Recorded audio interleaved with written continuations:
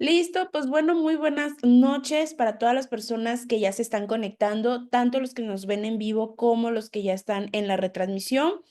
Y pues bueno, para quienes estuvieron integrando durante esta semana, pues no tuvieron tanto detalle con esperar el taller. Para las personas que ya estuvieron esperándolo desde la semana, que iniciaba el lunes pasado, gracias por, pues bueno, por estar aquí, por esperar el taller. Hubo ahí un detalle con la maestra, pero recuerden que ninguno de nuestros talleres, al menos por fuerza mayor, y pues eso sería por el ponente, de que se cancelan, por lo regular se posponen y tratamos de que, pues bueno, sean en fechas en las cuales ustedes también puedan, asistir.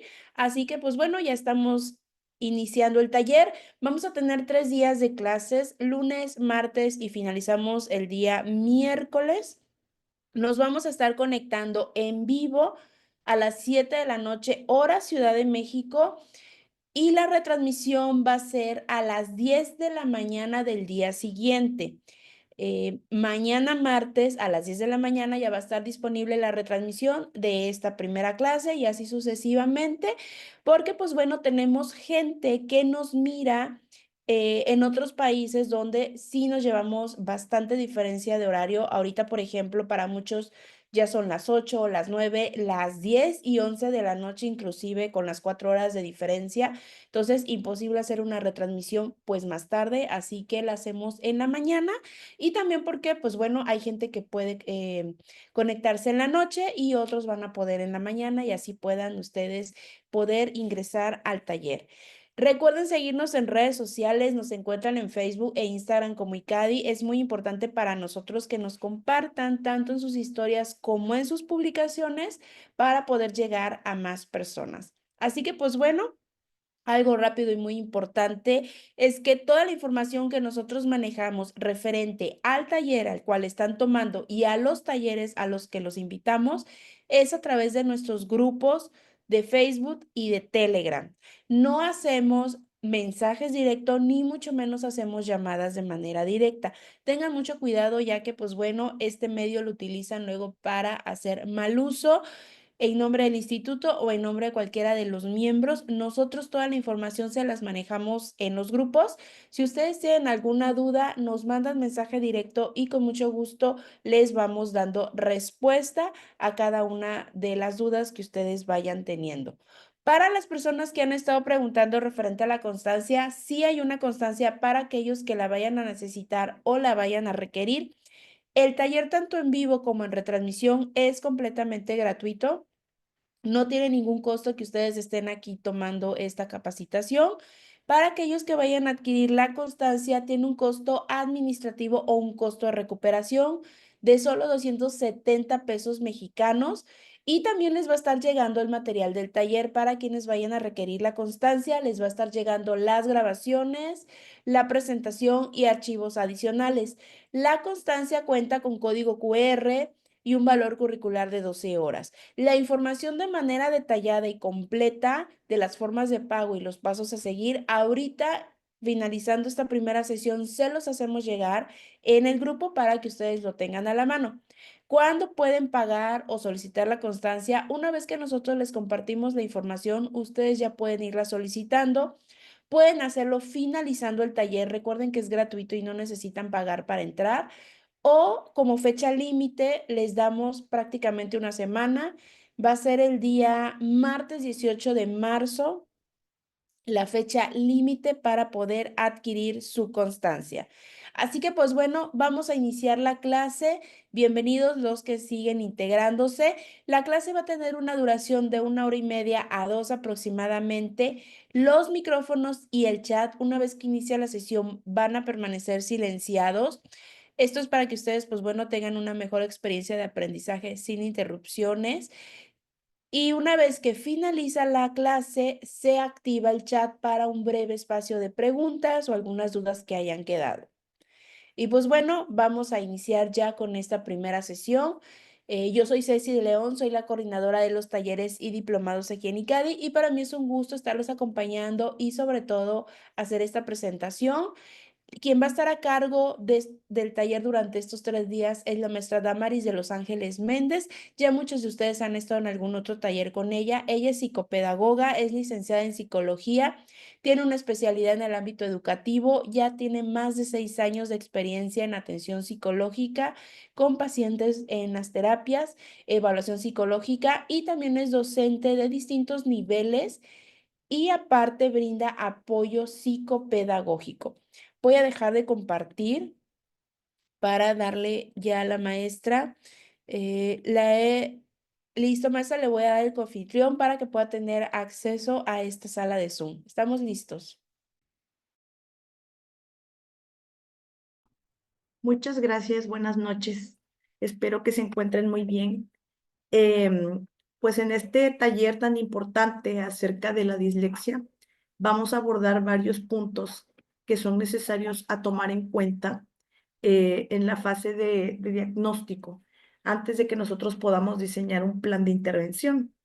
Aquí lo importante es que nosotros reconozcamos que existen distintas técnicas, distintas estrategias que también nos pueden llevar a detectar necesidades, rasgos, signos, síntomas o incluso también pues cualquier tipo de trastorno de aprendizaje que de alguna manera esté asociado con la lectura, ¿sí? Y esto, por lógica, va a repercutir también en el aprendizaje de la escritura. Entonces, es importante también que nosotros consideremos cuáles son esos factores que intervienen a la hora de evaluar. En esta primera sesión vamos a hablar todas las bases biológicas de la conducta. ¿Por qué es importante que nosotros reconozcamos este punto? Bueno, para empezar, todas estas situaciones que tienen que ver con el aprendizaje nos conecta directamente a hablar pues con el cerebro, conociendo que el cerebro tiene diferentes partes que obviamente permiten que la ejecución de cada uno de los aprendizajes puedan ser logrados. Por ejemplo, conocemos la corteza motora primaria, ¿sí? Que es tan importante para que todos estos procesos de aprendizaje puedan ser logrados a través de la estimulación visual, de la audición, ¿sí? Estar acompañado además de actividades que tengan que ver con el uso del cuerpo. Además, el área de Broca, que definitivamente está asociado con el lenguaje, el área de Wernicke, la corteza visual primaria, la corteza, el área auditiva primaria, y también hablamos de la corteza sensorial primaria.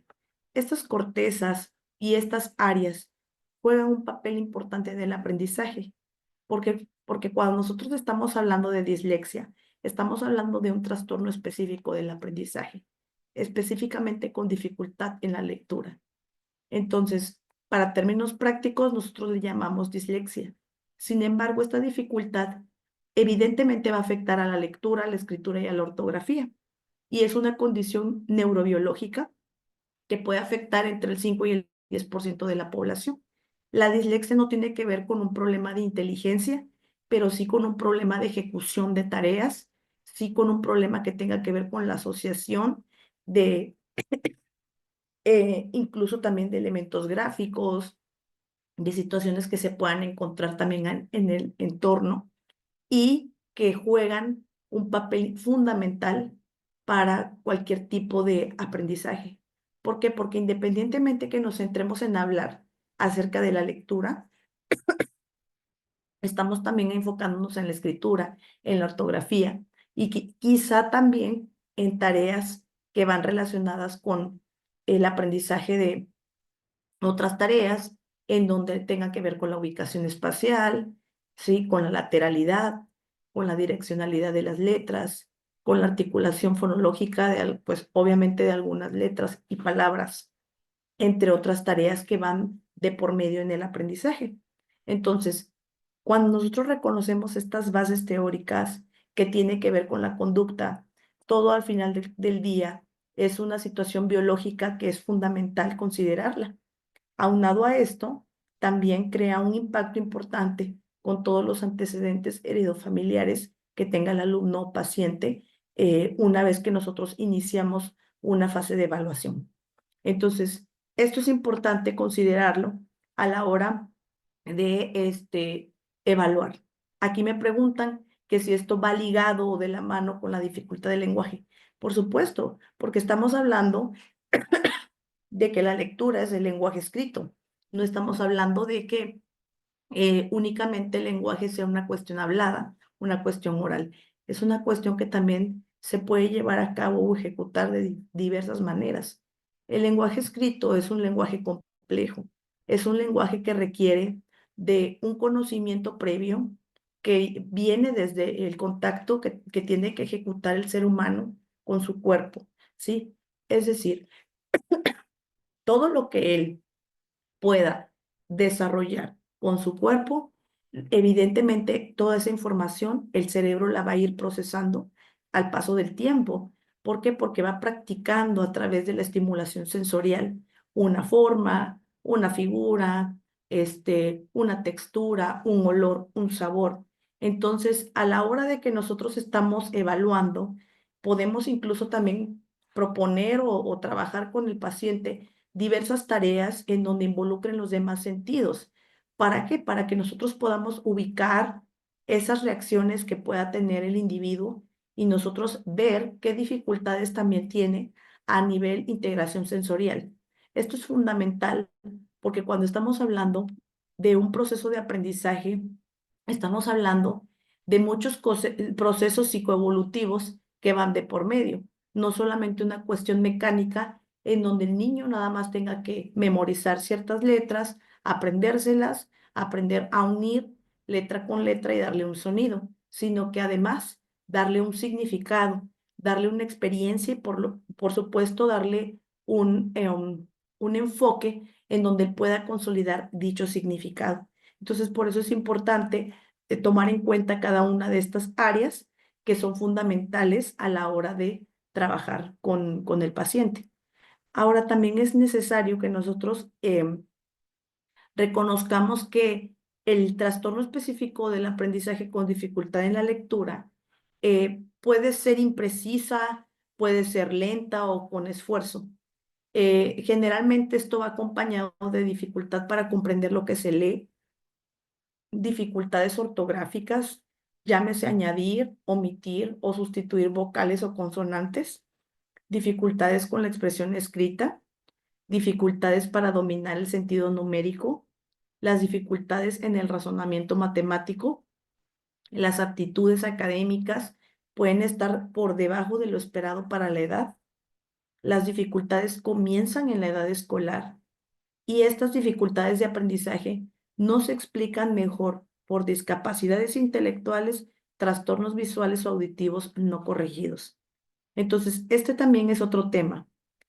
Eh, no podemos argumentar que el trastorno específico del aprendizaje con dificultad en la lectura sea sinónimo a un retraso que tenga que ver a lo mejor con el coeficiente intelectual. No podemos asociar también el trastorno específico del aprendizaje con dificultad en la lectura con cuestiones que tengan que ver con una discapacidad. Esto puede ser o independiente a una discapacidad, ¿sí? O una cosa totalmente diferente.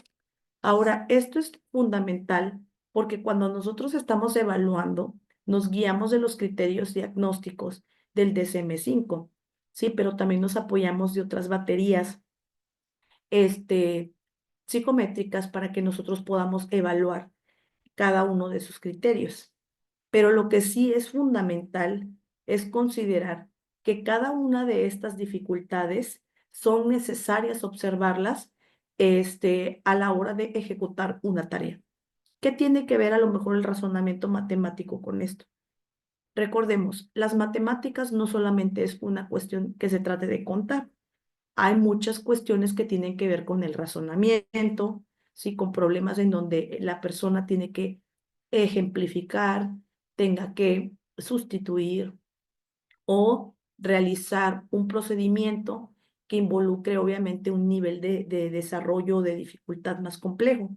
Entonces, muchas veces la falta o el temor o la dificultad de tener dominio en las matemáticas prevalece porque no hay una suficiente comprensión lectora. Entonces, como al final del día, hablar de lectura es interpretar, es imaginar, es el poder debatir, es el poder afirmar una situación que se está leyendo, que se está interpretando, que se le está dando un sentido. Es una actividad meramente compleja. Entonces, si nosotros en lugar, por ejemplo, de mezclar únicamente letras, por llamar a esta dificultad de la lectura de alguna manera, en las habilidades o el razonamiento matemático es todavía mucho mayor, porque todavía a lo mejor de que tenga que comprender un problema matemático de manera leída, tenga que sustituir o tenga que resolver el problema matemático de alguna manera, poniendo en práctica quizá algún método, alguna estrategia, algún algoritmo o algo por el estilo. Entonces aquí también nosotros debemos de tomar en cuenta que estas consideraciones que van enfocados a que la persona sea capaz de desarrollar todavía actividades más complejas, sí se centran en que tenga el dominio real de cada una de las habilidades lectoras. Por eso es fundamental el que nosotros podamos, ya cuando evaluamos, ya cuando identificamos que sí hay presencia de dislexia o de rasgos que finalmente apuntan a esta dificultad, podamos trabajar pues estos procesos para poder pues procesar con el paciente el aprendizaje de la lectura. Ahora, otro punto tan importante son los factores de riesgo. Los factores de riesgo tienen que ver también con situaciones que asocian antecedentes, por ejemplo, de haber cursado con un trastorno específico del lenguaje. Entonces, ahorita preguntaban que si esto tiene que ver con el lenguaje, si a lo mejor a temprana edad se enfrentó a una dificultad específica del lenguaje, pues posiblemente tenga algún sentido que hoy en día presente dichas criterios diagnósticos que tengan que ver con la dislexia. Padres o hermanos con antecedentes de dislexia, hipoxia neonatal, esto significa que tenga que ver con la privación de oxígeno en el neonato, inmediatamente anterior o posterior al parto, la lateralidad contrariada, desnutrición, deficiente proceso de alfabetización y privación ambiental. Entonces, son situaciones que pueden poner en riesgo a un individuo de presentar esta dificultad. Ahora, si bien es cierto, ahorita mencionaba sobre los antecedentes heredofamiliares. Nosotros siempre hacemos una primera entrevista inicial. Esa entrevista la hacemos con los padres de familia. Nosotros necesitamos preguntar abiertamente todas las características relacionadas con el paciente. Nombre completo, fecha de nacimiento, sus datos personales generales. Pero también este apartado de antecedentes heredofamiliares, sí es importante prestar atención al apartado de área académica. Entonces aquí sería de vital importancia cuestionar a los padres cómo fue su estilo de aprendizaje y su desempeño académico a lo largo, por ejemplo, de su trayectoria educativa, principalmente en preescolar y primaria. ¿Por qué? Porque cuando nosotros empezamos a detectar este tipo de dificultades, el alumno o el paciente ya se encuentra en edad escolar. Significa que se encuentra cursando cualquier grado de educación primaria. ¿Y esto por qué? Porque a lo mejor puede ser preocupante el hecho de que está en segundo grado y no aprende a leer, está en tercer grado y no aprende a leer. Entonces, ¿qué está pasando? ¿Por qué razón, si ya la mayoría del grupo consolidó la lectura, ese aprendizaje, porque él no lo ha logrado? Entonces, estos factores muy independientes a las dificultades que vayan de por medio o vayan de la mano, son indispensables cuestionarlas y reconocer también que todos estos factores de riesgo no estén presentes o si están presentes, considerarlos y explicarles también a los padres de familia la importancia de que cada uno de estos elementos puedan también dificultar este proceso de aprendizaje. Entonces, muchas veces sí nos enfocamos en las dificultades del aprendizaje, pero también hay cuestiones que van relacionadas también a los métodos de enseñanza, a las cuestiones que van ligadas a los estilos de aprendizaje. Entonces, aquí también es fundamental considerar que para que este aprendizaje pueda ser idóneo, pues estén considerando cada uno de estos factores. Ahora bien, ¿cuáles son estos procesos neuropsicológicos que tienen que ver con la dislexia? Bueno, pues aquí sí es importante que nosotros prestemos atención a la parte de nuestro cerebro, a los circuitos funcionales del proceso lector. El cerebro finalmente es un órgano 100% activo. Nunca se apaga a menos que la persona fallezca. Entonces, constantemente está trabajando, constantemente se estimula con diferentes eh, canales de percepción. Por eso es que nuestros sentidos siempre están de alguna manera alerta, están de alguna forma, este, aparentemente pensamos que están a lo mejor tranquilos, calmados, apagados, pero en realidad no. Nuestro cerebro siempre está atento a todo. Entonces, los circuitos funcionales del proceso lector funcionan de la siguiente manera. Si nosotros a un niño que se encuentra en este proceso de aprendizaje de lectoescritura, únicamente lo moldeamos a que memorice y no hay como una experiencia, no hay una manipulación, no hay una emoción, evidentemente los circuitos de este proceso lector no van a estar lo suficientemente acompañados por estas emociones que también van implicadas para que todos los circuitos del cerebro puedan ser estimulados. El cerebro empieza a creer que la actividad es muy aburrida, ay no, puras planas, me duele mucho la mano, y son situaciones que al final del día pensamos que el proceso de aprendizaje de la lectura tiene que ver únicamente con descifrar palabras y el hecho de que el niño esté ejecutando tareas. Entonces, todo empieza desde que nosotros aprendemos a estimular el cerebro, gracias a que dentro de estas funciones hay un circuito frontal anterior, hay un circuito ventral y también hay un circuito dorsal. Estos circuitos se estimulan gracias a todas las funciones que nosotros hacemos con todos nuestros sentidos, a través del juego, a través del canto, a través de un memorama, a través, por ejemplo, de una gimnasia cerebral, ¿sí? A través de una activación física, sí, a través de una repetición, pero una repetición con sentido, una repetición en donde incluso el mismo niño, a través de su cerebro, le encuentre una lógica a esto que él está repitiendo o está practicando. Entonces, todo tiene que ser contextualizado. Si a mí me van a enseñar un área en donde yo evidentemente desconozco todo, la explicación tendría que estar completamente contextualizada a lo que yo sé, a lo que yo conozco.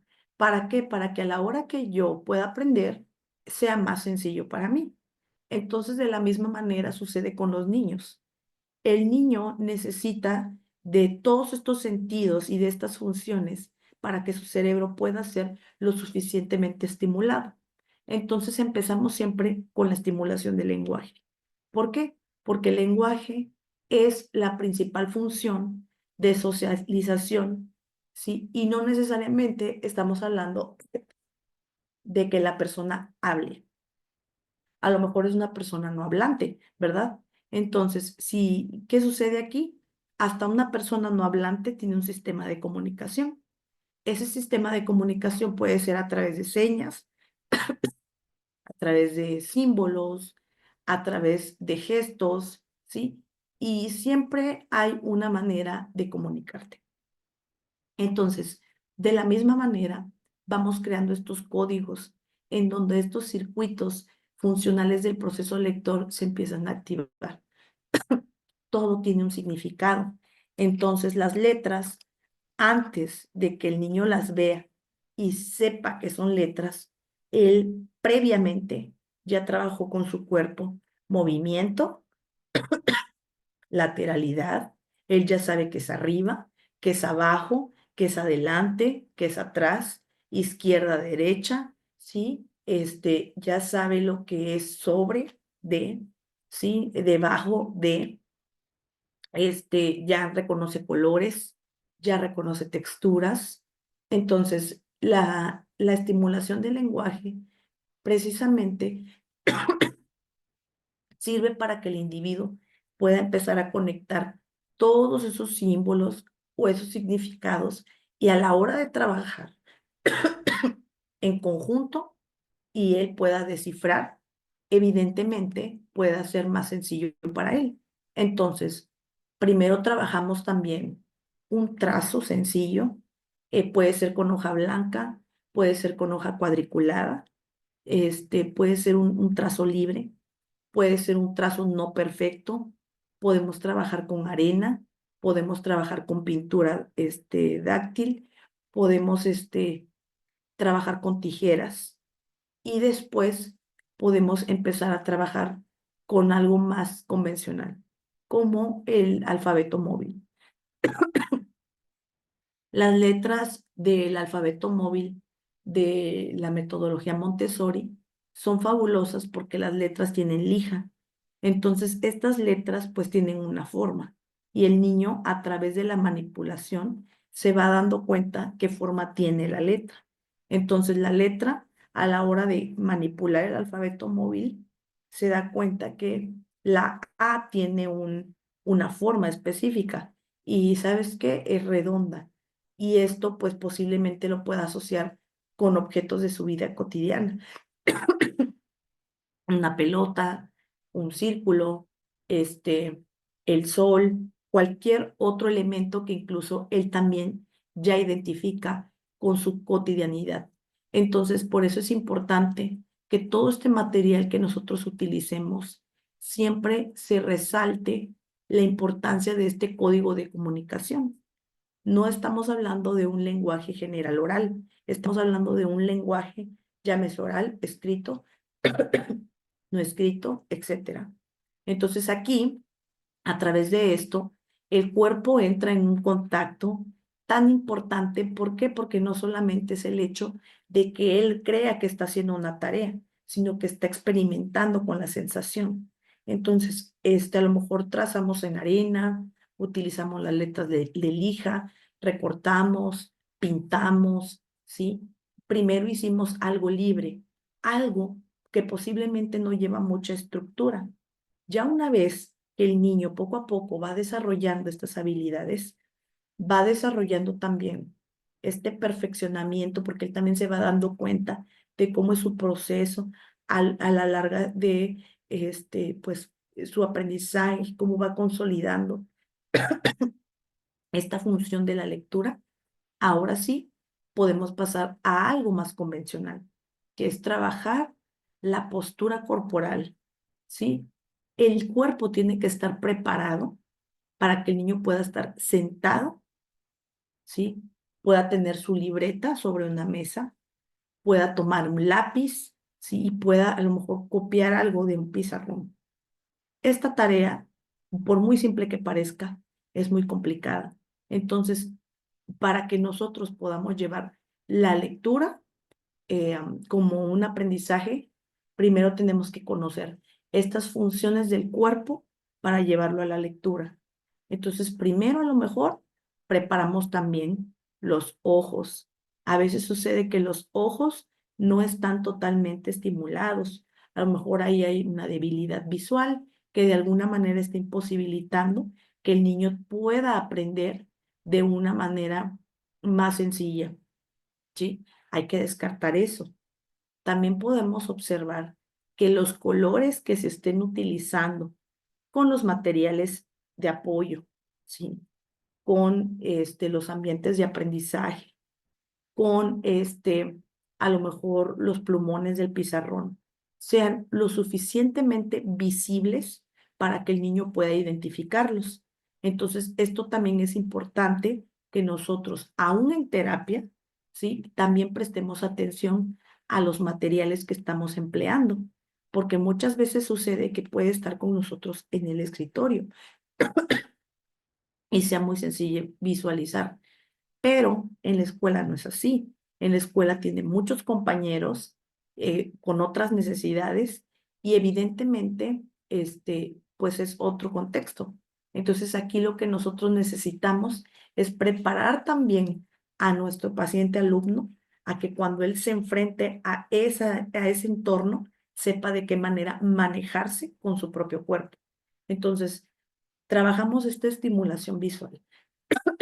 Lo mismo que con el cuerpo, que con tomar, que con manipular, ¿sí? Incluso también oler. Nosotros le enseñamos texturas, le enseñamos sabores, le enseñamos también qué cosas de la vida cotidiana se parecen a todo lo que le rodea. ¿Por qué? Porque trabajando vocabulario también aprendemos nuevos significados. Entonces el niño puede ejemplificar esos significados, dándole incluso también otro complemento o ampliar su vocabulario de una manera diferente. Entonces nosotros, de la misma forma, cuando nosotros preparamos los ojos, utilizamos lectura sí, pero nos apoyamos de imágenes, de sonidos, ¿ok? Hacemos lecturas con pictogramas. Primero, si estamos trabajando las vocales, pues podemos utilizar un cuento en donde aquí nos permita resaltar cada una de las vocales y no directamente la letra, a lo mejor el sonido, a lo mejor el dibujo, a lo mejor el color. El tamaño es fundamental, que sean imágenes grandes, que sean imágenes medianas, ¿sí? Que sean de diversos tamaños para que el niño también sepa dimensionar.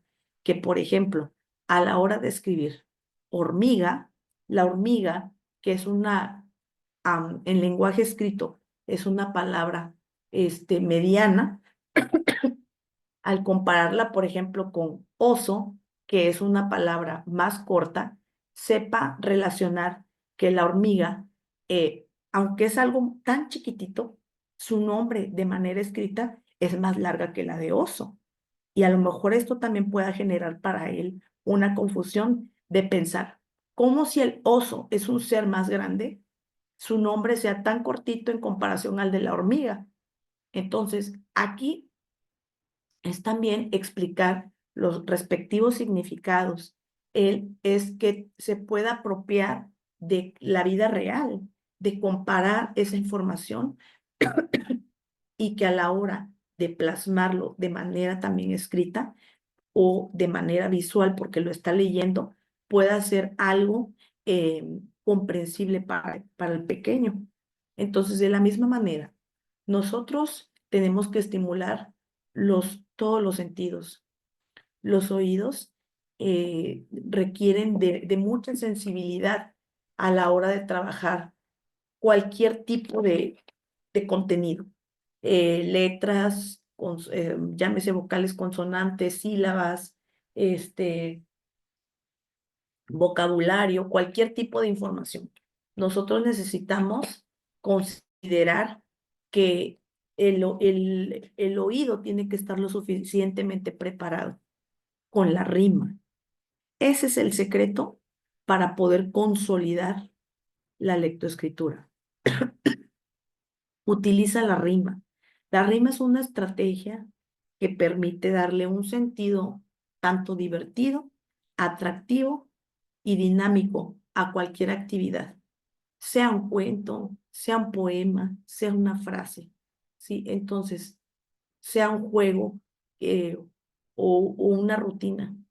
Estas actividades favorecen también que el niño pueda centrarse en lo que esté realizando y que él a través de sus sentidos, bueno, vea que esa rima puede parecerse a una letra en particular. Entonces, este, esta información es la que no debemos de perder de vista. También, cuando nosotros estamos trabajando con el tema de los sabores, el olor, sí es pues importante que dentro de las actividades se pueda estimular el sentido del gusto. Y esto a lo mejor, aunque no está directamente relacionado con el aprendizaje de la lectura y de la escritura, sí genera un impacto importante en el aprendizaje. Entonces aquí lo recomendable es trabajar con los niños los diferentes sabores, olores, a través de experiencias que pueden ser situaciones en donde ellos ubican cierto objeto y lo pueden nombrar y evidentemente mencionar a qué sabe, a qué huele, si es grande, si es pequeño, si es rasposo, si es suave, etcétera, dependiendo de lo que nosotros estemos trabajando. A lo mejor puedes meter ahí actividades que tengan que ver con algunos alimentos. Entonces, ese también puede ser un campo semántico que se pueda trabajar con el paciente en la sesión. ¿Ok? Entonces, pues finalmente estamos hablando que cada uno de estos procesos neuropsicológicos son tan necesarios a la hora de ejecutar las tareas, ¿sí? ¿Por qué? Porque no solamente es una parte que nosotros reconozcamos de manera teórica, sino que además ejecutemos con la práctica de estas actividades eh, a la hora de estar con el niño o con la niña en la consulta. Ahora, vamos a ubicar cada uno de estos puntos que tiene que ver con la síntesis de las áreas cerebrales implicadas en la lectura. Bueno, cuando hablamos de las corticales, sí, o de todas estas áreas cerebrales donde se ven de por medio las funciones, sí. Para el área cerebral auditiva primaria, pues su principal función es recibir los estímulos auditivos, que son elementales en el proceso de reconocer, identificar un sonido, poder imitarlo, poder ejecutarlo, ¿sí? Incluso practicarlo una vez que éste ya ha sido adquirido de una manera natural. El área cerebral auditiva secundaria reconoce los sonidos. El área visual primaria y secundaria reconoce los grafemas. Es decir, que gracias a esta función, pues el niño es capaz de ver de manera visual una letra y saber de qué manera suena.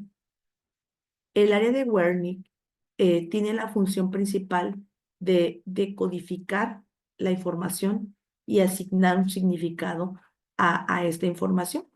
Por eso, cuando estábamos hablando de que el aprendizaje tiene que ser activo, tiene que ser una experiencia, tiene que ser algo que de alguna manera le permita al niño el desenvolverse, el desarrollar cada una de estos aprendizajes, pues aquí se ve implicado este proceso de decodificación de la información y que no solamente sea una cuestión de memorización, sino que además pueda ejecutarlo y pueda seguirlo practicando.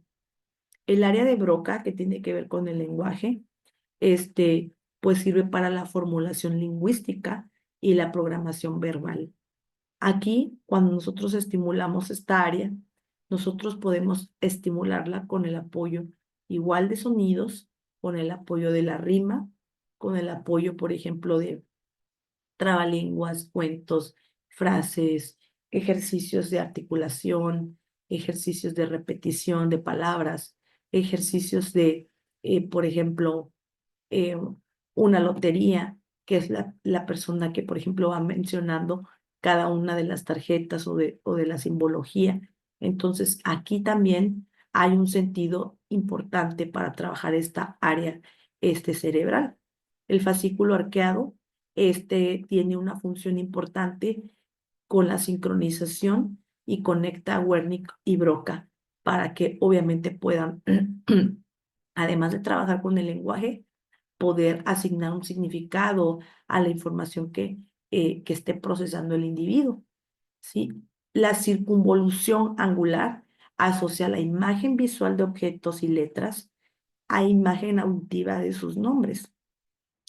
El giro supramarginal completa la decodificación, dando significado total a las frases.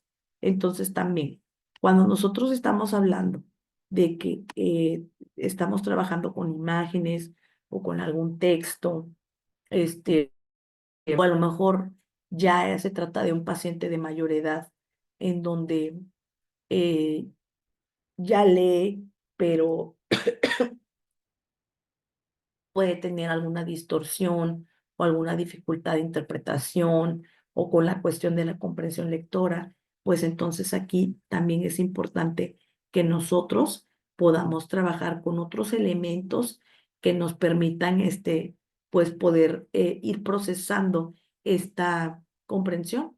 El uso de marcatextos, el uso de colores, la descomposición del texto, buscar significados, uso del diccionario, apoyo de imágenes, apoyarnos con, por ejemplo, esquemas y sobre todo, cuando descomponemos un texto, es decir, de algo general que aparentemente para el individuo es algo complicado, descomponerlo en párrafos y hacerlo de una manera más sencilla,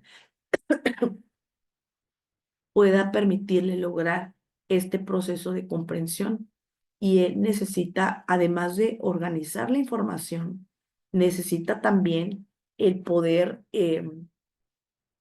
tener también estas habilidades y este conocimiento de que todo lo que está leyendo, lo está imaginando, lo está procesando, es capaz de organizarlo, pero como es una tarea complicada, pues requiere de mucha técnica. Entonces al principio va a ser una batalla, pero una vez que el individuo pueda lograrlo, va a ser algo que posiblemente sea más sencillo de lo que antes pensaba. Entonces, este, aquí cuando hablamos, por ejemplo, de el área cerebral motora primaria, su función es la representación motora del cuerpo e inicio de movimientos del órgano fonador, ¿sí? Entonces aquí también tiene que ver con la forma en que el cuerpo, en que la boca y toda los órganos que van de por medio para poder emitir un sonido, para poder emitir la voz, se vean evidentemente, ejecutados. Premotora, controla los movimientos oculares. Suplementaria, iniciativa verbal y selección de movimientos. Área 9 de Brodmann, movimientos finos para el grafismo. Prefrontal, estrategias para iniciar expresión oral y motivación lingüística. Perisilviana y parietal del hemisferio derecho. Prosodia y sensitiva primaria, movimientos bucofaciales. Entonces, todo al final del día va relacionado con el cuerpo, con la boca, con la voz,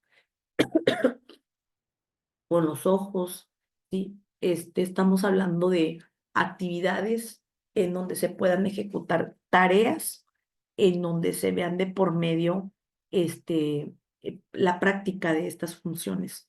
Entonces aquí, por eso es elemental, que sabes, es que tiene 6 años. Ok, no te preocupes. No necesariamente es llegar y que él crea. ¿Sabes qué? Este, ya tiene que estar con un libro leyendo. No, empieza por algo pues externo, por algo más orgánico, por algo en donde él puede ejecutarse las actividades con el cuerpo.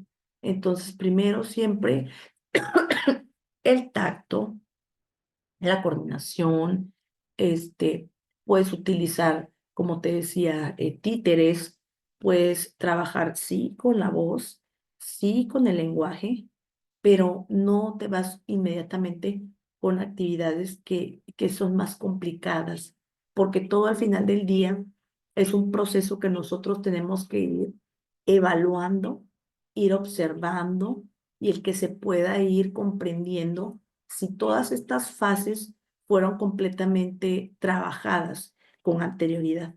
Entonces, hablar también de este proceso que el niño ha llevado es tan elemental, porque luego hay niños que no cursaron educación, por ejemplo, preescolar, que hoy en día es necesaria para que él pueda estar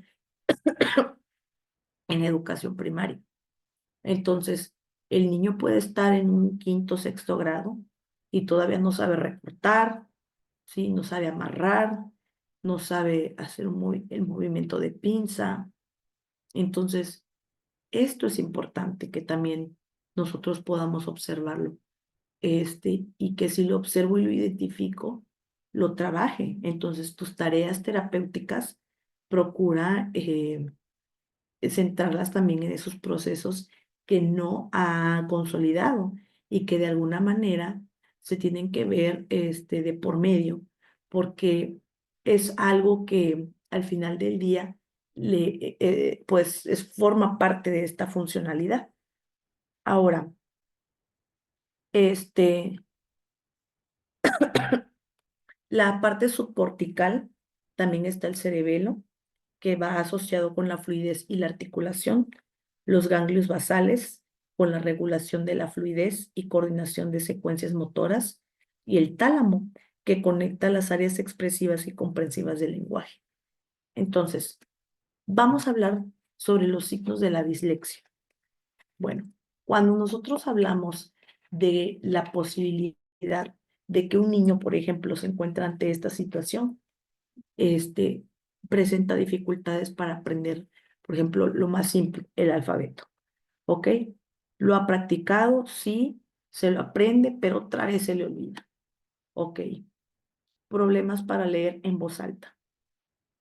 Su lectura es lenta, laboriosa, o sea, es algo complicado para él. Omite palabras o líneas al leer, confunde letras o palabras, dificultades para comprender lo que se lee, problemas para escribir correctamente y dificultades para aprender ortografía. O sea, aquí al final del día estamos hablando de tareas que a simple vista suelen ser un reto para el paciente. Entonces, cada uno de estos signos, evidentemente nos está dando un, un punto importante a analizar. Entonces, no debemos de confundir estos signos con la sintomatología real, que es la verdadera ejecución o criterios diagnósticos a la hora de evaluarlo. Entonces, evidentemente sabemos que tenemos que empezar un proceso de evaluación diagnóstica, una evaluación completa, que sea de multifactorial para poder determinar el diagnóstico de los niños que presentan estas deficiencias. Entonces, aquí nos vamos a centrar a recoger informes escolares, informes de lenguaje, evaluación de la inteligencia, de la memoria, de la atención, concentración, de habilidades perceptivas y sensoriales, de habilidades ejecutivas, de rendimiento académico, de habilidades motoras, de componentes sociales, emocionales y de conducta. Fíjate, pero ¿qué pasa si el niño nunca lo han evaluado? ¿Qué pasa? Que si yo tengo que evaluar todas estas áreas, pues ¿cuántas pruebas tengo que ocupar para poder evaluar todo esto? Entonces siempre nos tenemos que apoyar principalmente de baterías que sean de lenguaje, ¿sí? Y baterías que sean neuropsicológicas, ¿sí? Te puedes apoyar también de la escala Wechsler, que es una escala completa.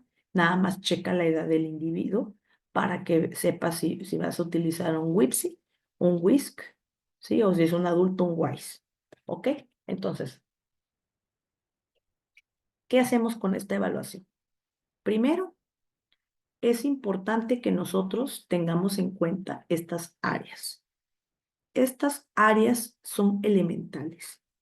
Entonces, cuando nosotros empezamos un proceso de evaluación, empezamos con, con todo lo que tenga que ver, todas estas habilidades del individuo, incluyendo también habilidades lingüísticas que están totalmente vinculadas a la dislexia, incluyendo el lenguaje receptivo, el lenguaje expresivo, las habilidades fonológicas, la denominación rápida de las letras y nombres, la precisión de la lectura, el vocabulario, la fluidez y la comprensión. Entonces, veamos. Primero, van a llegar los padres, van a sacar cita contigo, te van a exponer el motivo de consulta. En el motivo de consulta, normalmente los papás pues exponen el malestar, los signos, los síntomas que presenta, ¿ok? Pero con esta información nosotros empezamos a crear una anamnesis, ¿verdad? Entonces, esta anamnesis nos va a permitir identificar todos los factores de riesgo que estén asociados a las dificultades de lectura y para que nosotros podamos establecer la evolución de esta dificultad. Entonces, esta información puede constituir el punto de partida en la planificación de qué pruebas estandarizadas puedo aplicar. Entonces, aquí toma en cuenta que tú tienes que tomar medidas que sean eh, formales, informales también, observaciones comportamentales y valoraciones que sean complementarias necesarias en la elaboración del diagnóstico. ¿Por qué? Porque no solamente es la parte de entrevistar a los papás y ya. No, tú puedes acercarte a la escuela, puedes acercarte también con el docente de grupo, con una previa autorización de los padres. Ellos serán los ideales para decirte cuáles son esas dificultades que presenta el paciente. El que tú puedas conocer su contexto de aprendizaje, el que puedas descartar también cómo son sus periodos de atención y de trabajo dentro de la escuela, ¿sí? Y centrarnos en el poder también ubicar, bueno, de qué manera vamos a armar nuestra batería de evaluación. Entonces, primero, lo que hacemos también es el poder ejecutar que cada una de estas tareas se centren en dichos signos, en lo que nosotros estamos tomando o interpretando como una dificultad.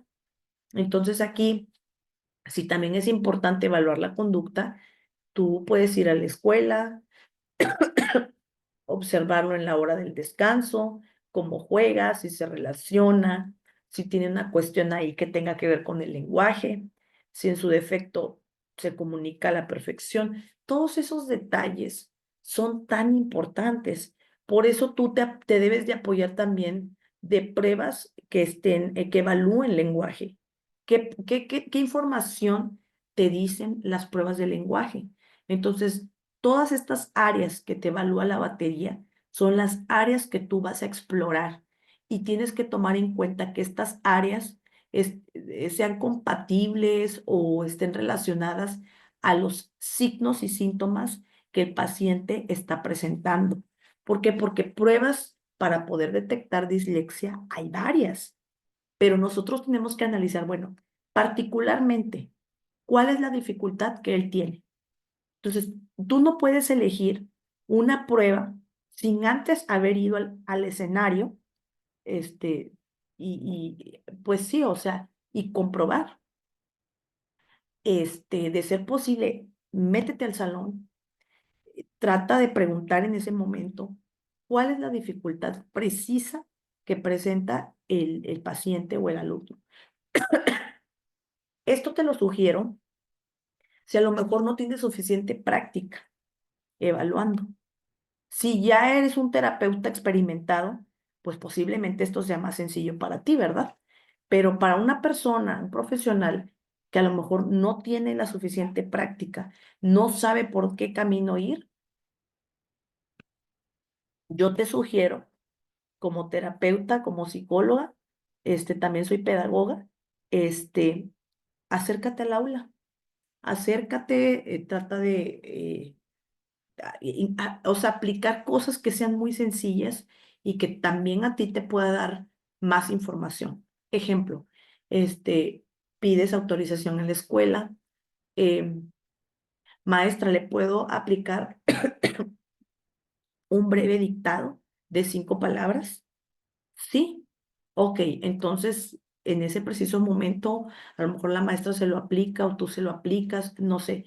De alguna manera vas a obtener más información que esté vinculado a todos estos procesos. Pero lo cierto que con esto no vamos a dejar a un lado la observación, la conducta, ¿sí? La participación, la socialización, el lenguaje, sus habilidades cognitivas, ¿sí? Si a lo mejor está en una clase de qué tema, ¿sí? Entonces, esto es lo que nosotros debemos de considerar. ¿Qué pasa cuando nos piden diagnosticar a un adolescente? Sucede exactamente lo mismo. En este caso, antes de que tú selecciones las pruebas, tú ve a la escuela, ¿sí? Acércate con la maestra de grupo, con la directora, pide, siempre pidan autorización a los papás. Díganles que es parte de la evaluación con fines profesionales, y que la intención es que tú puedas dar una evaluación completa, ¿sí? Que vas a aplicar sí pruebas, pero tú necesitas estar seguro de lo que vas a evaluar. Entonces, la evaluación del lenguaje lo sirve para evaluar la dislexia. Puede servirte como un instrumento, parte de, no necesariamente, con una prueba ya es suficiente. No. Recuerda que cualquier prueba de lenguaje te puede ayudar. Ojo, siempre y cuando esta prueba corresponda con la dificultad, signo, síntoma que esté presentando el paciente. Entonces, sí, puede ser. Ahora, si la dislexia no afecta la inteligencia, sería erróneo que un niño presente capacidad intelectual limítrofe y también presente dislexia. No, no, no, no, no. Esto se refiere a que la dislexia es independiente, o sea, es independiente el diagnóstico es independiente de un trastorno con otro. La dislexia en realidad no tiene que ver con una discapacidad intelectual o con una cuestión de coeficiente intelectual.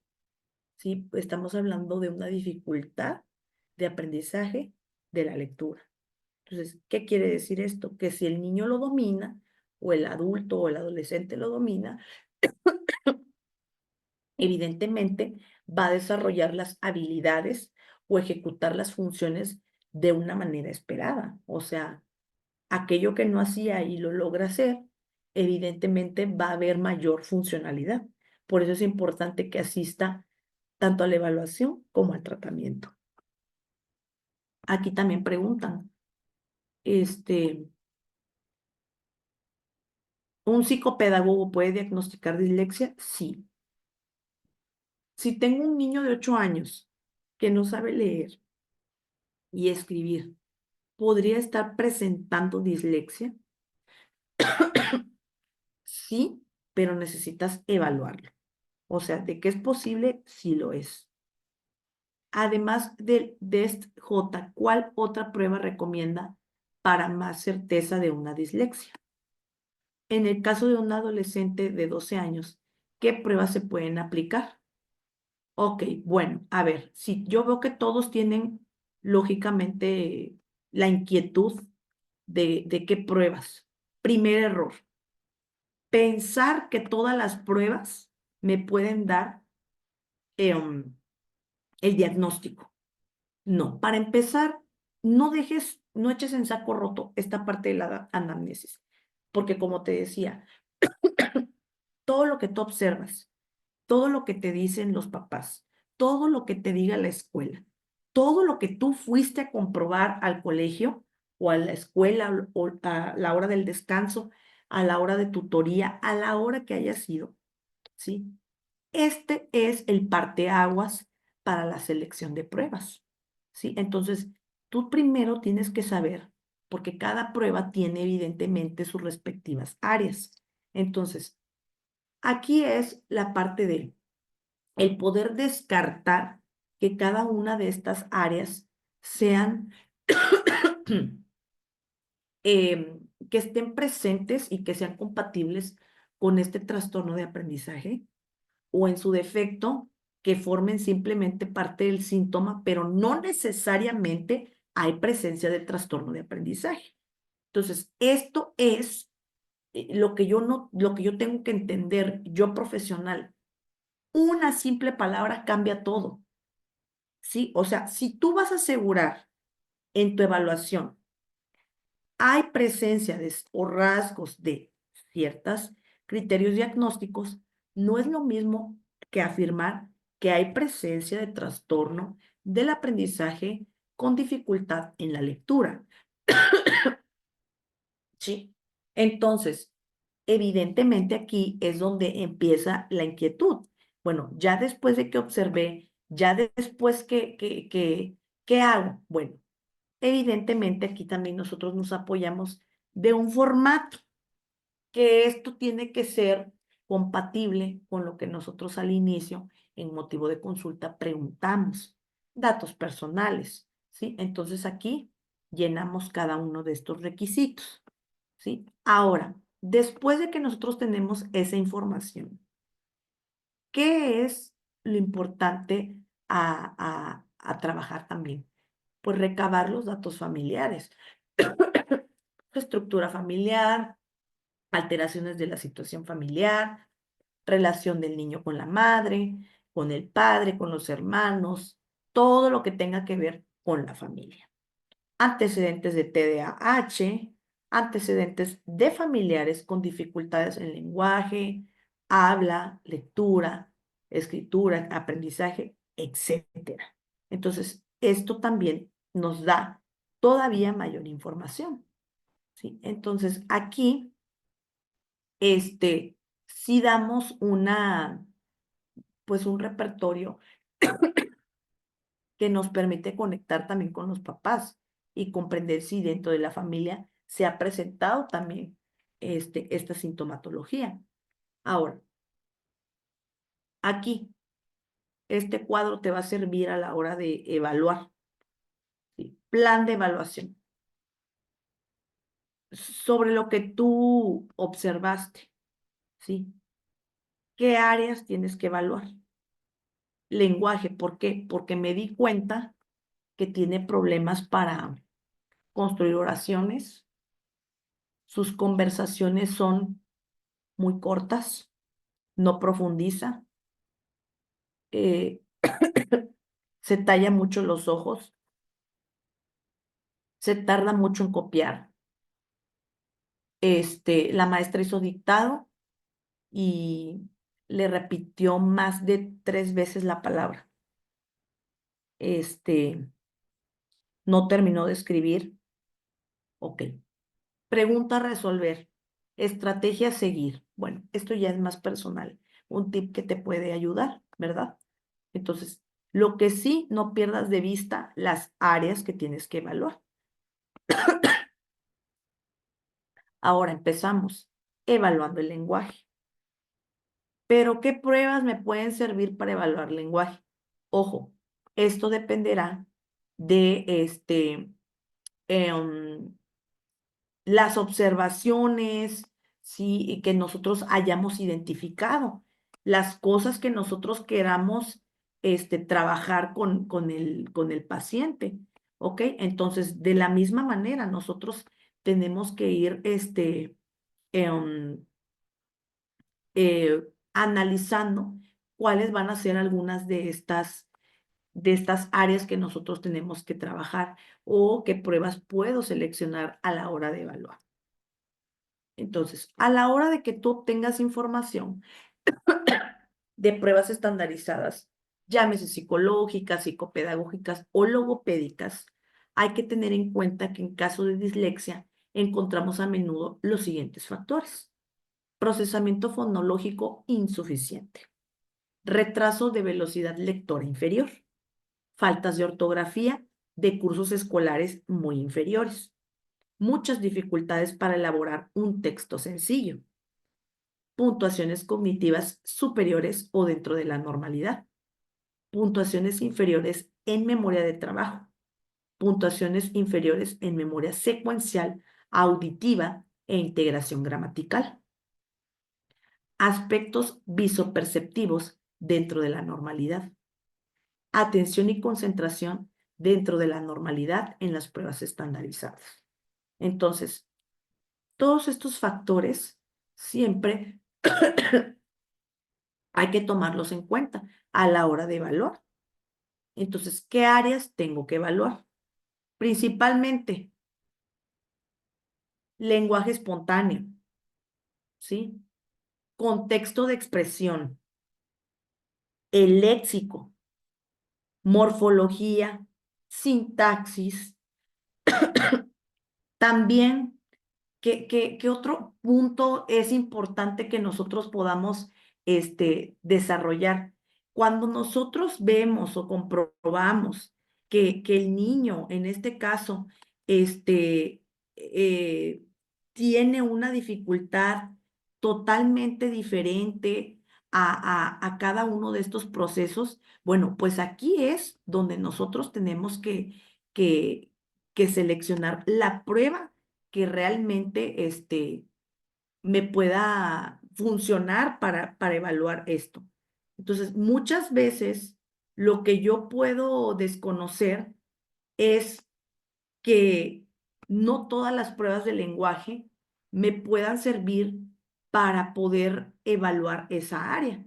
Entonces, aquí por eso nosotros necesitamos prestar mucha atención, bueno, a cada una de esas pruebas que me puedan funcionar, ¿sí?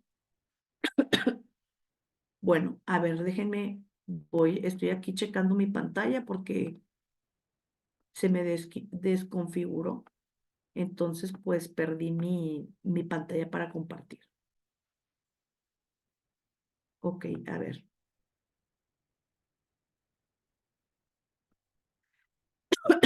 Bueno, pues entonces, a ver, ¿pueden ver la presentación o no la pueden ver? Díganme aquí en los comentarios. ¿Sí la pueden ver? Ok, bueno, menos mal. Esa es la parte que quería saber. Entonces, em, la morfología, la sintaxis, la fonética y fonología, también la fonética de repetición, ¿sí? Hay que prestar mucha atención. Me dicen que no se ve. ¿Sí lo pueden ver o no se ve? Sí, sí se ve, me dicen. Ah, ok. Entonces, em, con todas estas funciones que nosotros hacemos, evidentemente también podemos evaluar, la fonética espontánea, la conciencia fonológica, la comprensión del lenguaje, el léxico. Entonces, es fundamental que aquí nosotros también consideremos que estas áreas son importantes a la hora de trabajar el lenguaje, ¿sí? Entonces, hay que checar, como te decía ahorita, que la prueba que nosotros hayamos seleccionado de lenguaje tenga que ver con la evaluación de alguna de estas áreas.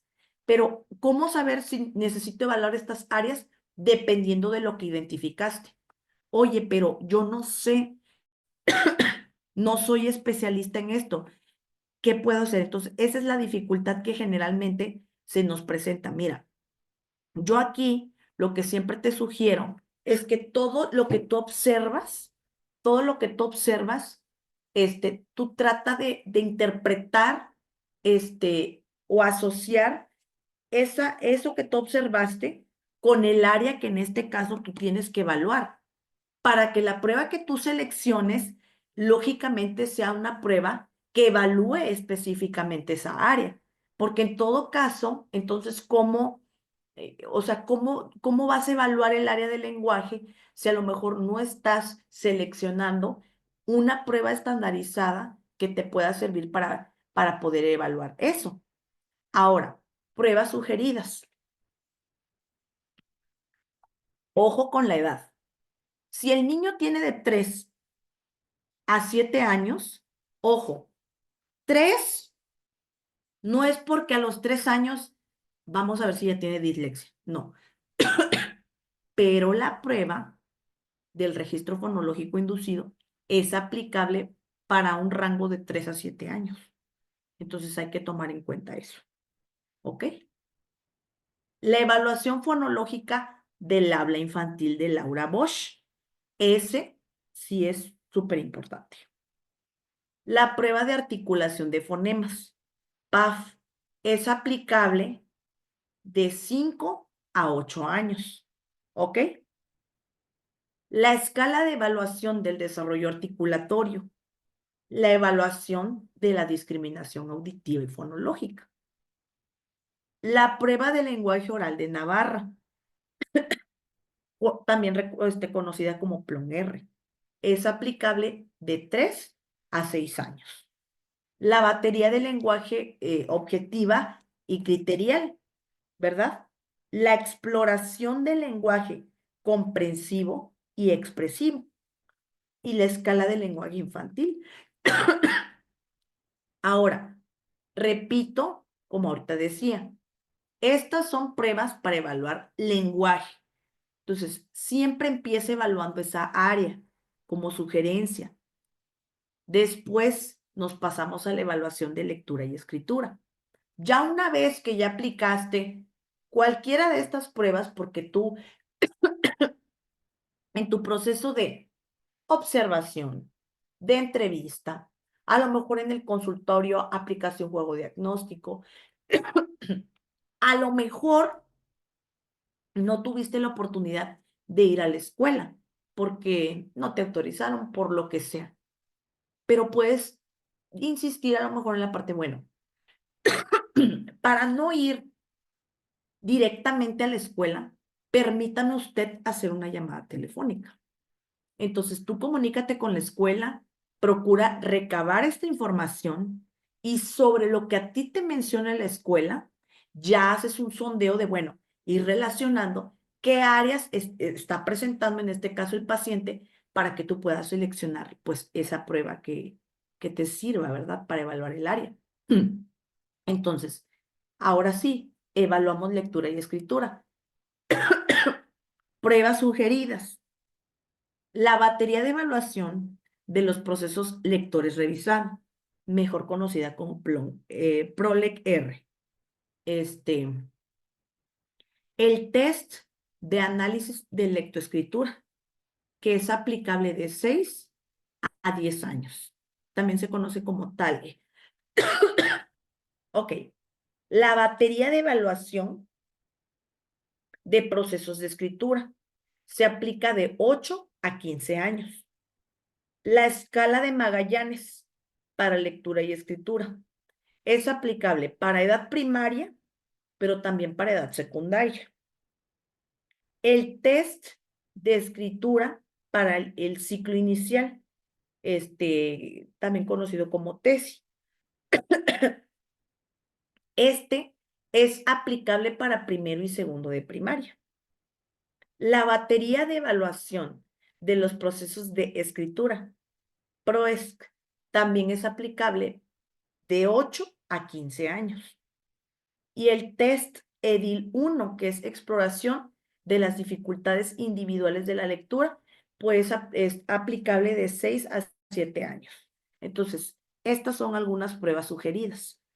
Recuerda, empiezas evaluando el lenguaje, complementas con esto, ¿ok? Ahora, valoraciones complementarias. 3 años. El registro fonológico inducido, ¿ok? Y aquí pues chequen bien las edades. De 6 a 10 años el TALE, de 8 a 15 años la batería de evaluación de procesos de escritura, de 8 a 15 años el PROESC y de 6 a 7 años el EDIL 1. Entonces, aquí tenemos, por ejemplo, un formato de una escala Wechsler, de una WITSI, ¿ok? Bueno, hay valoraciones que pueden ser complementarias. Entonces, no son específicas en la lectura y escritura, pero pueden favorecer el proceso de formulación de diagnóstico diferencial. ¿Qué quiere decir esto? Que tú vas a comparar los resultados, no te vas a quedar solo lo que te dice una prueba. Eso es importante, que el profesional sea capaz de comparar esta información, de entender que va a depender, obviamente, eso que él recabó desde la entrevista, desde lo que observó también. Ahora, lo encantador de trabajar, por ejemplo, con el área psicopedagógica es que son cosas muy prácticas, o sea, cosas que a simple vista nosotros podemos identificarlo en el paciente, porque además de que el paciente a lo mejor no te lo expresa verbalmente, pero tú a través de un ejercicio te das cuenta de la situación.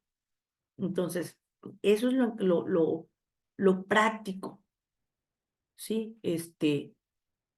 Lo padre a nivel profesional de poder llegar al diagnóstico diferencial, ¿sí? Entonces aquí, con la escala Wechsler, podemos evaluar la comprensión verbal, el razonamiento perceptivo, la memoria de trabajo, la velocidad de procesamiento. Son áreas que, aunque están ligadas con la inteligencia, evidentemente juegan un papel importante en el proceso de consolidación de lectura. Entonces, pues, es importante tomar en cuenta esto, ¿sí? Entonces, aquí están las áreas, ¿sí? Y bueno, estos son, en este caso, las escalas o los subtests, ¿sí? Entonces, otras áreas que debemos de evaluar: la atención, las funciones visoperceptivas, las funciones ejecutivas. Entonces, esto lo puedes hacer con el apoyo de una batería neuropsicológica, ¿sí? Entonces, sí hay que tomar en cuenta estos puntos. Ahora sí, vamos a pasar a revisar las preguntas, porque sí vi que muchos tienen muchas preguntas. A ver, vamos a ver.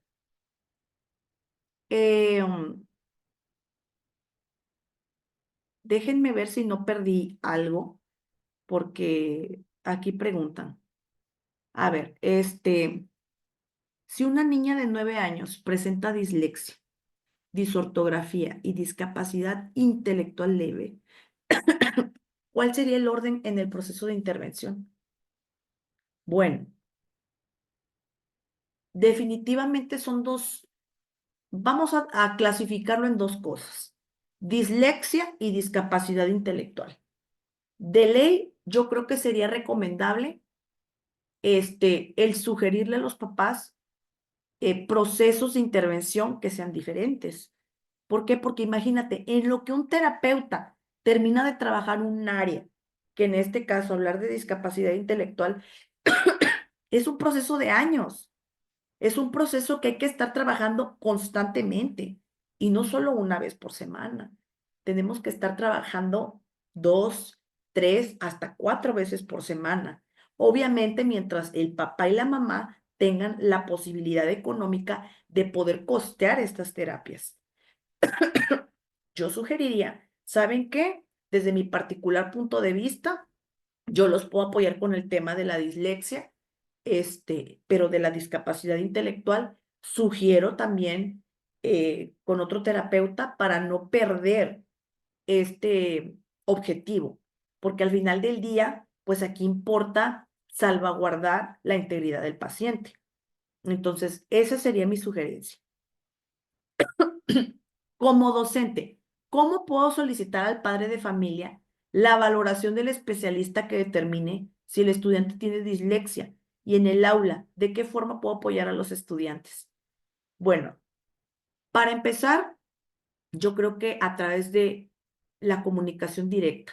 Citas a los papás a una entrevista, a una sesión, a una junta, comunicas qué es lo que qué es lo que está pasando con su hijo, qué es lo que has observado, eh, el por qué tienes la inquietud de solicitar una evaluación, ¿sí? Y menciona todas las situaciones que pasan a nivel académico con el adolescente o con el estudiante o el niño, lo que sea, ¿ok? Ahora, en el aula, sí es importante hacer ajustes razonables. Si estás trabajando con las mismas actividades, sin una diferenciación entre lo que hacen los otros y lo que hace este alumno particularmente, ahí hay una cuestión que debemos de mejorar. Entonces, te sugiero actividades más sencillas, más cortas, directas, instrucciones totalmente sencillas, muchas veces guiado. Apóyate de pictogramas, apóyate de imágenes, de sonidos. Es complicado, sí, porque posiblemente tengas que estar adecuando actividades cuando el resto del grupo no te lo permite. Entonces, aquí también es importante el poder analizar hasta qué punto también pueden ser posibles estos ajustes. Independientemente de eso, sugiere recomendaciones para el trabajo en casa, aunque el niño no sea tu paciente, sea tu alumno. ¿Por qué? Porque lo que queremos es buscar un bienestar para él. Si el adolescente ya fue hace años diagnosticado con dislexia, pero ahora lo quieren traer a terapia, ¿qué técnicas se pueden empezar? Lo mismo, puedes empezar trabajando, siempre con un sondeo, con una pequeña evaluación. Trabaja con las habilidades lingüísticas. Entonces, estas habilidades lingüísticas te van a permitir identificar qué tan avanzado o qué tantas dificultades pueda tener tu paciente. Y pues también te sugiero que todas estas áreas que acabamos de mencionar, las consideres para poder empezar a diseñar un plan con tu paciente. Un docente de lengua y literatura puede reconocer a un alumno con dislexia. Em, yo creo que puede identificar cuando un alumno tiene una necesidad. No precisamente diagnosticarlo, ¿verdad? Pero pues sí de identificar que tenga una situación importante que atender. Exactamente, y canalizarlo con un especialista. Tengo una niña de 9 años, jamás evaluada. Está en 4º grado, pero en su escuela anterior, cuando observaron que no aprendía el abecedario, dejaron pasar esto, debido a las leyes en mi país. Fue pasando cursos sin aprender a leer y escribir, hasta llegar actualmente en 4º, en lo que pasó de escuela y en la nueva escuela, este, am, aquí dice que con el apoyo de un maestro fue avanzando. Ok, bueno, actualmente ella busca leer y se ha motivado gracias a su maestro. ¿Cuál cree que sea mejor aplicar pruebas para dislexia o para dislalia? Bueno, definitivamente, aquí tú mencionas en tu mensaje que tu hija jamás ha sido evaluada. Yo creo que ahí es tan importante eso, ¿sí? Em, la evaluación siempre va a ser fundamental para saber en qué punto se encuentra el paciente. Entonces, ¿cómo lo voy a empezar a orientar si desconozco su situación actual? Entonces, su situación diagnóstica es lo que nos tenemos que centrar, totalmente a analizar. Entonces, yo creo que hay que empezar por ahí, ¿sí? Entonces, yo te sugiero también, definitivamente, o si no es, por ejemplo, un neuropsicólogo como aquí te lo recomiendan, también puede ser un psicopedagogo, sí que un psicólogo infantil, pero realmente sí, sí se puede, o sea, esa es la sugerencia. Ok, bueno, este, aquí preguntan, si el estudiante tiene escritura en espejo, ¿es dislexia o requiere de más criterios? De más criterios, definitivamente. ¿Sí? Entonces, sí necesitamos, forman parte de, pero sí es importante el considerar todos los criterios diagnósticos de la dislexia para descartar que definitivamente tenga. Para estos tests hay que tener una certificación. Para poder pasarlas, no hay certificación. Eh, bueno, pues que el profesional que lo aplique pues sea pues un psicólogo. Sí, un psicólogo, un psicopedagogo, si te refieres a eso, porque al final del día, los profesionales que nos pueden ayudar, pues pueden ser psicólogos, psicopedagogos, neuropsicólogos, neuropediatras, que bueno, ya son médicos especializados. ¿A partir de qué edad se puede identificar o diagnosticar la dislexia? Me refiero, si puede ser en el proceso de adquisición de lectoescritura o después de la edad esperada. Puede ser en edad escolar a partir de los 6 años. ¿Es posible que en la edad adulta se presente la dislexia? Sí, sí es posible. ¿Puede estar relacionada la dislexia con la discalculia? Sí. Es igual una dificultad de aprendizaje, sí, pero en este caso con las matemáticas o habilidades matemáticas. ¿Sí? Entonces es prácticamente lo mismo, pero en lugar de lectura, pues con las habilidades matemáticas. El terapeuta del lenguaje puede solicitar una evaluación a un psicopedagogo o a qué especialista para evaluar la dislexia. Puede solicitarlo o a un psicopedagogo o a un psicólogo infantil. En realidad puede ser a cualquier profesional que trabaje en esta área.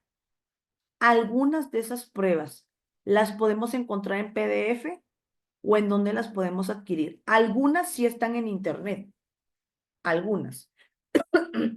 No todas. Generalmente baterías no las vas a encontrar.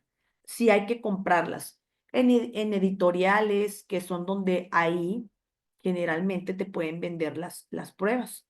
Entonces, sí es importante que tengamos en cuenta ese aspecto. ¿Hasta dónde puede intervenir un docente? Canalizando, solicitando entrevista para padres, pues insistir con las autoridades educativas, dar los ajustes razonables pertinentes, es decir, lo que más se le pueda facilitar al alumno, aunque no precisamente esté tratando el trastorno o la problemática. ¿Qué estrategia innovadora con las nuevas tecnologías nos ayudaría para tratar alumnos con dislexia, quinto grado de primaria? Bueno, por ejemplo, ahorita sabemos que todas las actividades que generalmente podemos hacer de manera orgánica las podemos trabajar de manera tecnológica. Entonces, yo sugeriría, por ejemplo, que un minuto para ganar, nosotros podamos adaptarlo al dictado, podamos adaptarlo al cálculo mental, podemos adaptarlo también para la lectura, en voz alta. Entonces, ¿qué te sugiero?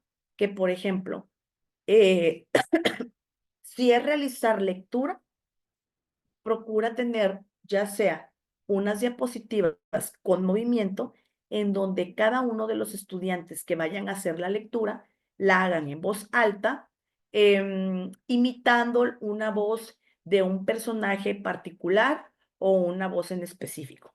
Por ejemplo, imagínate que están leyendo el cuento simple de Caperucita Roja, ¿sí? Aunque estén en quinto grado de primaria. A lo mejor adaptas un cuento más largo.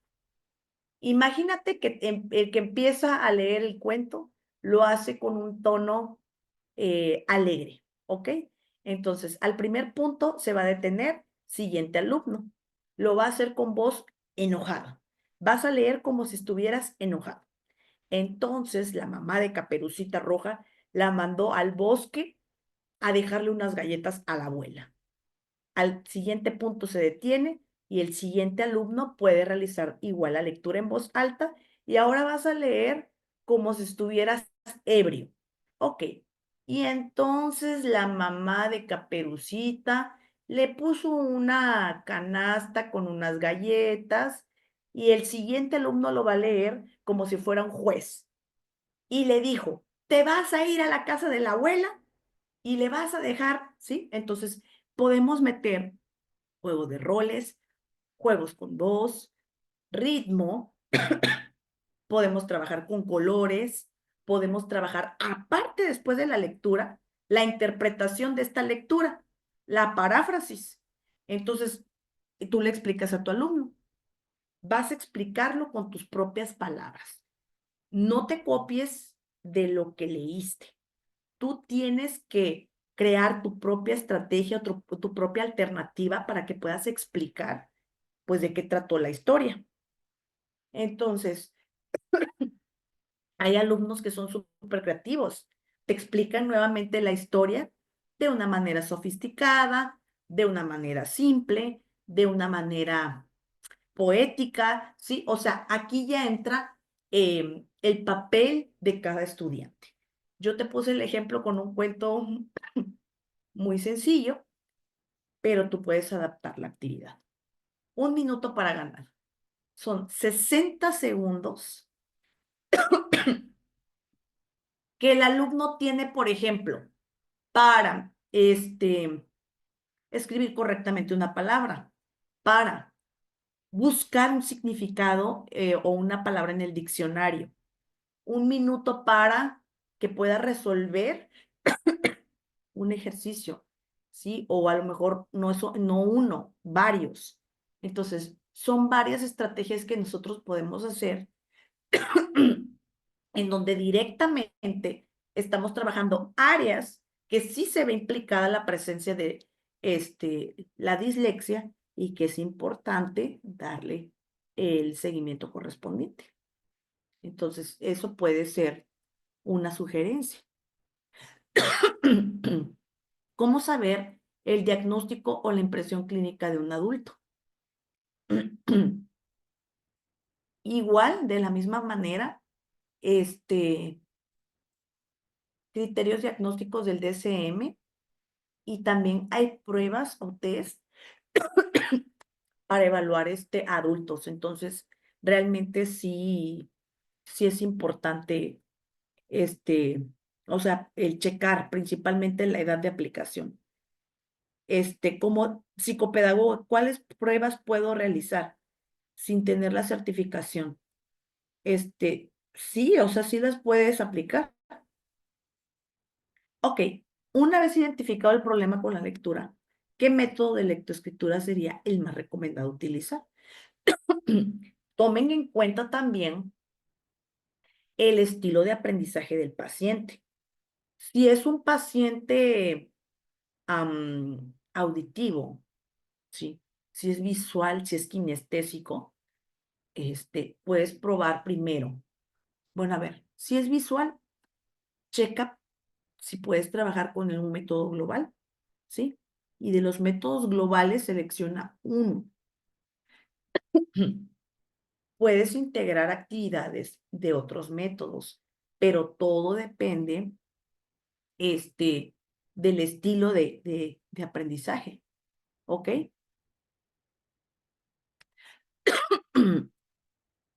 Ok, a ver, ¿qué estrategias se pueden trabajar con adolescentes de preparatoria con dislexia? Pues de la misma manera, lo único que podemos hacer es adaptarlo a la edad. A lo mejor puedes trabajar un poco más con tecnología, igual puedes trabajar con memorama, hay memorama para adultos, mm, ajedrez también, habilidades matemáticas, Jenga numérico, o sea, hay varias cosas que tú puedes utilizar. Entonces, es lo mismo, simplemente lo que, o sea, yo he tenido pacientes que tienen 48, 50 años con dislexia y hemos trabajado en consulta con actividades que genuinamente parecen para a lo mejor un niño de preescolar, pero es fundamental trabajarlo en la terapia. Y eso es importante también concientizarlo con ellos. Tu objetivo tan simple, o sea, porque se me viene a la mente, mi paciente de 48 años, él con dislexia, con el tema de que confundía la derecha y la izquierda y que un día casi se muere porque chocó. Entonces, ya estoy preocupado, estoy angustiado, no ubico algo tan simple. Ok, entonces hacíamos ejercicios de direccionalidad, trabajábamos con gimnasia cerebral, hacíamos ejercicios que aunque parecía un juego, algo tan genuino, le ayudó demasiado. Entonces, aquí la cuestión es que nosotros, como te decía, tomemos en cuenta que el cerebro es dinámico. No porque la persona sea un adulto, significa que ya no va a haber movimiento. Entonces, hay que hacerlo.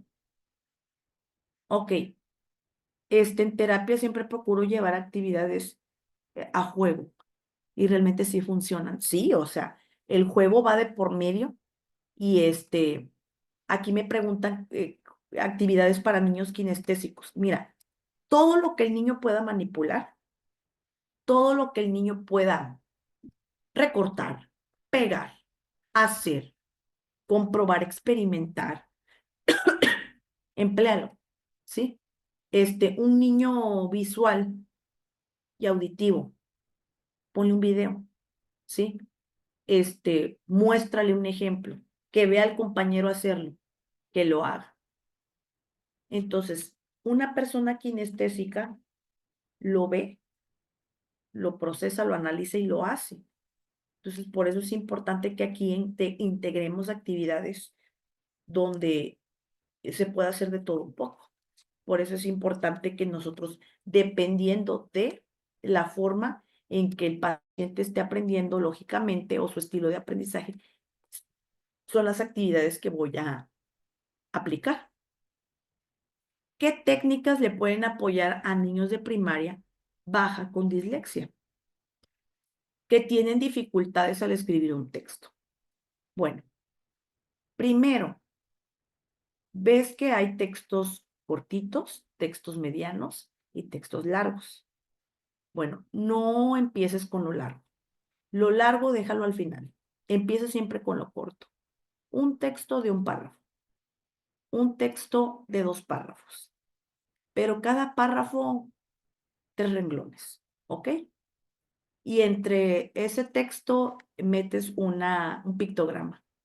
Entonces, puedes colocar un dibujo, el niño lo va a copiar, ¿sí? Es que no soy bueno dibujando, no importa, tú inténtalo. Entonces, él lo va a realizar, lo puede iluminar, ¿sí? Y puede practicar la lectura. Después, cuando ya superaste esta cuestión con ellos, pasas a un texto mediano. Igual puedes involucrar dibujos, pero aparte, esos dibujos vienen acompañados de sonidos, ¿sí? Onomatopeyas, ¿sí? A lo mejor tienes ya el sonido descargado en tu celular y lo reproduces con una bocina. Y él tiene que interpretar igual el sonido. Y de la misma manera, ya cuando pases al texto largo, a lo mejor uno que otro dibujo, pero es más texto, más letra que dibujo. Entonces, al principio va a ser una tarea complicada, ¿sí?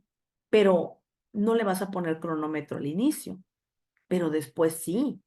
¿Por qué? Porque él tiene que saber que esa tarea la puede realizar en corto tiempo. Entonces, ahora te voy a poner el cronómetro, una pantallita para que tú puedas ver cuánto tiempo te toma hacer esta actividad. Y así lo va practicando. Todo es práctica, todo es dinámico. No hay nada que le impida que él pueda hacerlo. Eso sí, tienes que motivarlos mucho para que pueda hacerlo. Entonces, hay muchos métodos que te pueden funcionar de lectoescritura. A mí particularmente me gusta mucho el silábico fonético porque es el más común y aparte de que sea el más común, creo que ya los niños en algunas ocasiones como que están más familiarizados con eso. Pero también me gusta mucho el método de los 20 días porque aunque partimos también como de un método global, los dibujos son atractivos para los niños y a través de la repetición del nombre de un objeto y su diminutivo, como que el niño también lo va asociando. Entonces, yo sí he tenido buenos resultados con esos métodos. Ok, si hay comunicación directa, pero los padres no aceptan la evaluación, ¿qué sugiere o qué pasos debo seguir? Bueno, yo consideraría que si los papás no aceptan la evaluación, evidentemente al no haber evaluación, pues no va a haber intervención.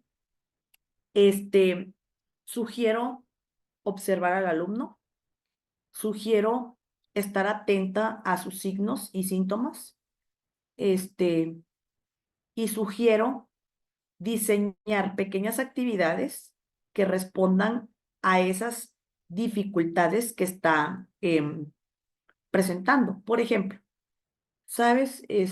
Casi no trabaja. Se duerme en clase, no sé qué hacer, ya no sé qué hacer para que trabaje. Entonces, no te compliques con la parte académica. Empezamos con algo simple. ¿Qué le gusta? ¿Sí? Le gustan las mandalas, le gusta capibaras, le gusta colorear. Ok, consigue un libro para colorear de mandalas o de capibaras y que lo ilumine. Después, al día siguiente, llevas, por ejemplo, previamente unas tarjetitas con unas palabras que él puede construir pequeñas oraciones. Oraciones que pueden ser artículo, sujeto, verbo, ¿sí? O a lo mejor una oración eh, estructurada y después así trabajamos oraciones simples y al paso del tiempo a lo mejor algo más complicado, como la redacción de un texto. Todo es un proceso, pero siempre es importante partir de lo que a tu alumno le gusta. Si tú notas que no le gusta colorear, no le gusta, bueno, a ver, no le gusta colorear, le gusta recortar, ok, diseña una actividad o descarga una actividad en donde él pueda recortar, en donde él pueda asociar, en donde a lo mejor puede relacionar la figura con su respectivo fondo. Sí, o sea, hay que facilitarle su proceso de aprendizaje. Entonces, aquí pregunta, no se puede tratar al paciente sin el consentimiento informado. Se refiere a la resistencia de los padres por no llevar al niño a evaluar. Bueno, definitivamente no podemos obligar a los padres, pero no porque no lo lleven a evaluación significa que yo docente no voy a hacer nada. O sea, significa que hay que movernos. Entonces, independientemente de la negación, pues tenemos que proponer una respuesta. ¿Ok? Miren, el día de mañana, este, vamos a realizar la segunda sesión de este taller. De verdad, discúlpenme con mi tos, ando saliendo de una infección de la garganta, precisamente por eso me vi en la necesidad también de posponer el taller. Este, y bueno, ya ando saliendo, gracias a Dios, pero el día de mañana vamos a concluir con la segunda sesión y el miércoles con la tercera, para que estemos al pendiente igual a la misma hora, 7 de la noche, y bueno, pues aquí los voy a esperar, ¿de acuerdo? Entonces, pues muchísimas gracias por su tiempo y por su atención. Cuídense mucho y nos vemos mañana a las 7. Muchas gracias, hasta mañana.